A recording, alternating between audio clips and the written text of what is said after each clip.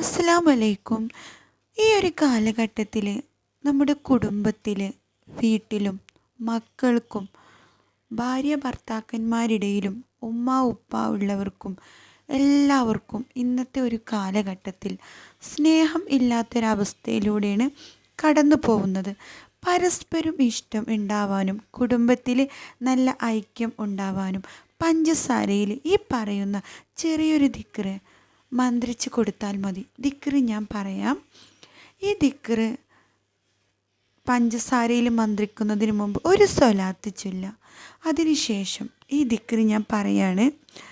ബിസ്മില്ലാഹി യാ ജബ്ബാറു യാ വദൂദു 786 വട്ടം പഞ്ചസാരയിൽ ഇഷ്ഫി എന്ന് പറഞ്ഞ് മന്ത്രിച്ച് ഊതുക. ശേഷം സലാത്തും ചൊല്ലണം. ഇൻഷാ അല്ലാഹ്